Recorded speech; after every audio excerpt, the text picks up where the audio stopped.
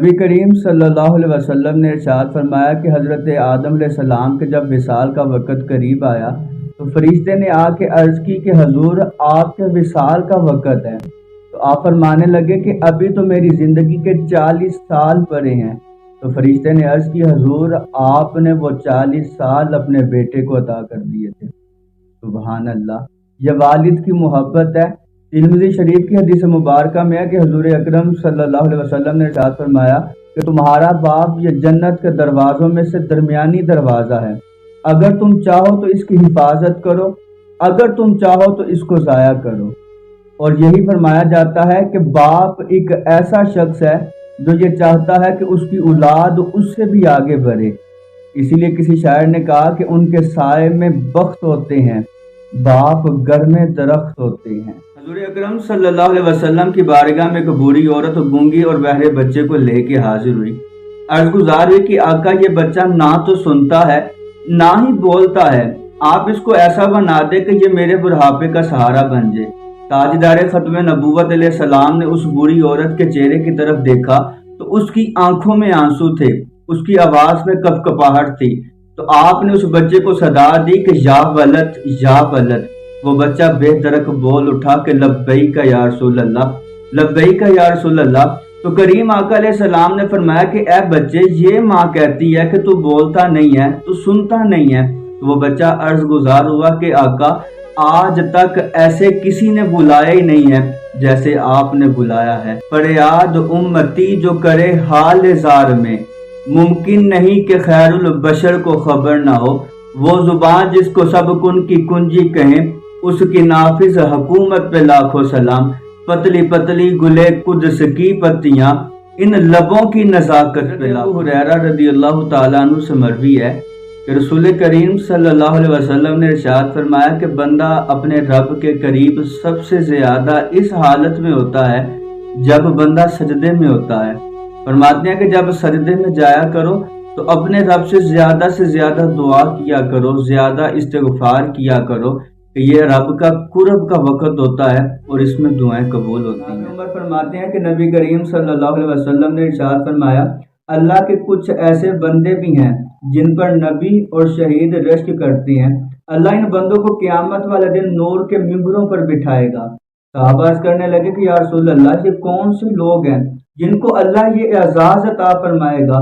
تو نبی کریم فرمانے لگے صحابہ یہ وہ لوگ ہیں جو دنیاوی لین دین نہیں رکھتے، جو آپس میں رشتہ دار نہیں ہیں، لیکن یہ جب بھی ملتے ہیں محبت سے ملتے ہیں، یہ اللہ کی رضا کے لیے ملتے ہیں۔ فرمایا اس عمل کی وجہ سے اللہ تعالیٰ ان کو نور کے ممبر عطا فرمائے گا اور ان پہ نبی اور شہید رشک کریں گے۔ حضور اکرم صلی اللہ علیہ وسلم نے ارشاد فرمایا کہ میرے بعد میری امت کے مردوں کو سب سے زیادہ نقصان پہنچانے والا جو فتنہ ہوگا وہ عورت ہوگی۔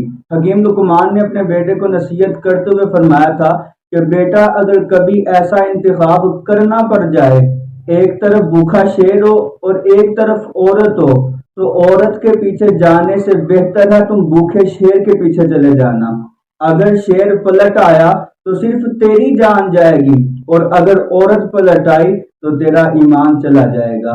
یہاں پر جو عورت مراد ہے وہ بدکار عورت۔ صلی اللہ علیہ وسلم نے ارشاد فرمایا کہ اللہ تعالیٰ نے فرمایا کہ اگر میں بندہ مومن کی کسی محبوب چیز کو دنیا سے اٹھا لوں اور وہ اس پہ صبر کرے، فرمایا اس کے صبر کا بدلہ اللہ کے پاس جنت کے علاوہ کچھ نہیں ہے۔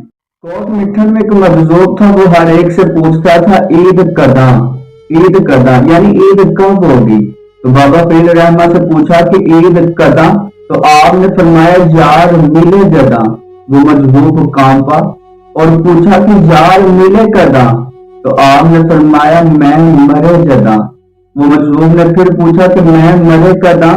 تو بابا فرید رحمہ فرمانے لگے جب یار تکے جداں، جب تجھے تیرا محبوب دیکھے گا تو تیری میں پہیاں جے قبراں جنا تھے پھول پہ، ادھروں کوئی نہیں آیا ادھروں لکھاں گے، سیسا جور سنگت دے بیٹھے، یعنی 100 سال کی دوستیاں سیسا جور سنگت دے بیٹھے اور تکو آخر بیلا پہیاں، جنا باجو پل نہیں سجیں گے اور شکلاں بھی یاد نہ رہی۔ اللہ کی بارگاہ میں آئے اور پوچھا کہ یا رسول اللہ ایمان کیا ہے؟ تو ارشاد فرمایا کہ جب تو کوئی نیکی کرے اور تیرا دل اس پہ خوشی کا اظہار کرے، اور جب تو کوئی برائی کرے اور تیرا دل غمگین ہو جائے، یہ ایمان ہے۔ وہ صحابی نے پھر عرض کی کہ یا رسول اللہ گناہ کیا ہے؟ تو آپ صلی اللہ علیہ وسلم نے ارشاد فرمایا کہ جب تو کوئی برائی والا عمل کرتا ہے، جب تو کوئی غلط کام کرے تو تیرا دل غمگین ہو جائے، پریشان ہو جائے، تیرے دل میں وہ کھٹکے، یہ گناہ ہے۔ اللہ تعالی ہم سب کو ایمان پر استقامت۔ رسول اللہ کی حدیث مبارکہ میں ہے کہ کریم آقا صلی اللہ علیہ وسلم نے ارشاد فرمایا جو مومن کسی کو کھانا کھلائے گا اللہ تعالیٰ اس کو جنت کے کھانے کھلائے گا، اور فرمایا کہ جو مومن کسی پیاسے کو پانی پلائے گا فرمایا اللہ اسے الحریق الخنوم سے پانی پلائے گا، تو کی جانے یار امیدہ روٹی بندہ کھا جاتا۔ واصف علی واصف صاحب فرماتے ہیں کہ جس مستقبل کے لیے آپ پریشان ہو رہے ہیں نا، ہو سکتا ہے کہ آپ اس مستقبل میں خود ہی نہ ہو۔